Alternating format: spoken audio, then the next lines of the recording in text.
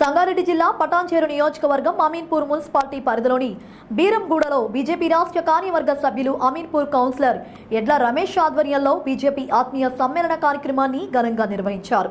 ఈ కార్యక్రమానికి ముఖ్య అతిథిగా హాజరైన బీజేపీ మెదక్ ఎంపీ అభ్యర్థి రఘునందన్ రావును ఘనంగా దుస్సాలువతో సన్మానించారు.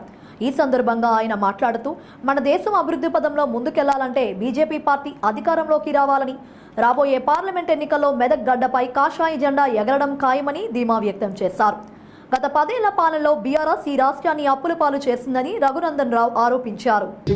అసలు ఏం లేదు, మోడీ ఏం చేస్తలేడు అని చెప్తున్నాడు.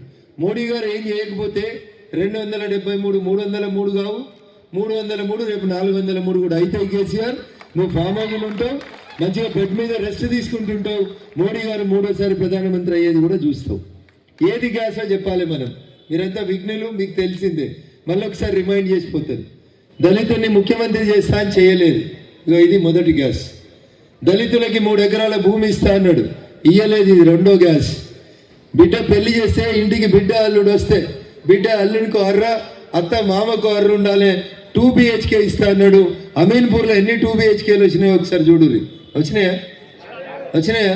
ఇక్కడ చాలా మంది గరీబ్ వాళ్ళు ఉన్నారు. 100 గజాలు ఇచ్చి ఇల్లు కట్టుకోమని మనిషికి 5 లక్షలు ఇస్తే మా చెల్లెళ్ళు చాలా మంది ఇల్లు కట్టుకోవడానికి రెడీగా ఉంటారు. ఇచ్చిర్రా? కానీ ఎమ్మెల్యే క్యాంప్ ఆఫీస్ అవుతుంది, సీఎం క్యాంప్ ఆఫీస్ అవుతుంది, 1000 కోట్లు పెట్టి సెక్రటరియట్ అవుతుంది, షారుఖ్ ఫామ్ హౌస్ అవుతుంది, కవిత కళ్ళు వ్యాపారం చేసుకుంటుంది, హరీష్ రావు కో ఫామ్ హౌస్ వస్తుంది, కేటీఆర్ కో ఫామ్ హౌస్ వస్తుంది. వాళ్ళందరికీ ఫామ్ హౌస్లు వస్తాయి. మనకి 5 లక్షలు పెట్టిచ్చే 2 BHK అమీన్పూర్లో ఒక్కటి రాలే. 10 ఏళ్ళ ఎంపీ, టీఆర్ఎస్ ఎంపీ, 10 ఏళ్ళ ఎమ్మెల్యే, గౌరవనీయులు టీఆర్ఎస్ ఎమ్మెల్యేలు.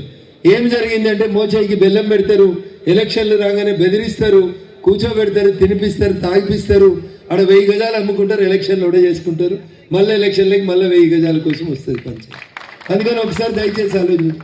పటాన్చెరు ఎమ్మెల్యే బీజేపీ కాదు, షేర్లింగంపల్లి ఎమ్మెల్యే బీజేపీ కాదు, మెదక్ ఎంపీ బీజేపీ కాదు, చేవెళ్ళ ఎంపీ బీజేపీ కాదు. కానీ మెదక్ జిల్లా ముఖద్వారం BHL చౌరస్తా దగ్గర ఎంత ట్రాఫిక్ జామ్ అవుతుంది, ఎంత ఇబ్బందులు అవుతున్నాయి అని చెప్పి గమనించి ఎవరు అడగకున్నా మేము పోయి వినతి పత్రాలు ఇస్తే BHL చౌరస్తా నుంచి సంగారెడ్డి చౌరస్తా దాకా 6 లైన్ రోడ్ వేసి ట్రాఫిక్ నియంత్రించేందుకు సుమారు 1000 కోట్ల రూపాయలు ఇచ్చినాం. నువ్వు మా పార్టీ కండువా కప్పుకుంటే నీకు ఇస్తామని చెప్పలే. మేము మైపాల్ రెడ్డి గారికి, కొత్త ప్రభాకర్ రెడ్డి గారికి ఆ మాట చెప్పలే. ఎందుకంటే సబ్కా సాత్, సబ్కా వికాస్, సబ్కా విశ్వాస్ అనేటువంటి నినాదంతో మీ అందరి విశ్వాసాన్ని చూరగొని 3వసారి మళ్ళీ ఈ దేశానికి ప్రధానమంత్రి అయినందుకు గౌరవనీయులు నరేంద్ర మోడీ గారు పడుతున్న కష్టాన్ని మీరు చూడండి. మరోవైపు ఇంకొక వ్యక్తి, ప్రధానమంత్రికి పోటీ పడుతున్నటువంటి వ్యక్తి, కాంగ్రెస్ పార్టీ అభ్యర్థి ఎట్లున్నాడో ఒకసారి చూడండి. అప్పో పప్పో రాహుల్లో నాకు తెలియదు, ఏం మాట్లాడతాడో ఏం చేస్తాడో తెలియదు. ముస్లిం ఆడబిడ్డలకు కష్టమవుతుందని 3 తలాక్ రద్దు చేస్తే కాంగ్రెస్ పార్టీ చెప్తుంది 3 తలాక్ని మళ్ళీ తీసుకొస్తారంట. ముస్లిం ఆడబిడ్డలు ఒకసారి ఆలోచించాలి. ఆర్టికల్ 317 రద్దు చేసి కాశ్మీర్ని భారతదేశంలో భూభాగంలో అంతర్లీనం చేసి ప్రపంచానికి కశ్మీర్ సౌందర్యాలను చూపించేటువంటి ప్రయత్నం చేస్తే ఆర్టికల్ 317 రద్దు చేస్తామని చెప్తుంది కాంగ్రెస్ పార్టీ. రేపో మాపో ఆ శ్యామ్ పిట్రోడా లాంటి వాళ్ళు, మణిశంకర్ అయ్యర్ లాంటి వాళ్ళు, పిచ్చోళ్ళు చాలా మంది ఉన్నారు కాంగ్రెస్లో. ఇంకో పిచ్చోడు అంటాడు కావచ్చు, మీరు అక్కడ రామ మందిరం కట్టిరు, మేము వచ్చి మళ్ళీ బాబ్రీ మసీద్ కడతామని కూడా కాంగ్రెస్ పార్టీ మాట్లాడినా మనం ఆశ్చర్యపోవద్దు. కట్టనిద్దామా? రామ మందిరం ఉండాలనా? రామ మందిరం మనందరి ఆకాంక్షనా?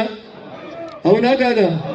అప్పుడు వేస్తలే అమీన్పూర్ 500 సంవత్సరాలుగా రాముని గుడి కావాలని కొట్లాడితే సుప్రీంకోర్టు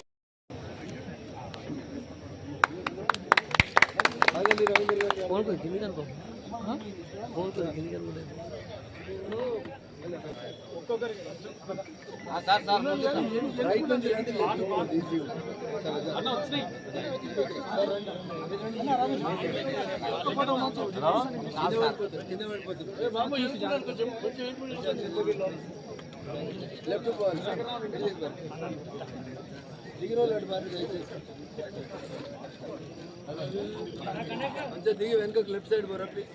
ఫోటో అయిపోగానే లెఫ్ట్ పోయి రమేష్ అన్న లెఫ్ట్ వాళ్ళంతా రైట్ రండి ప్లీజ్. లెఫ్ట్ ఖాళీ చేయండి, లెఫ్ట్ ఖాళీ చేయండి.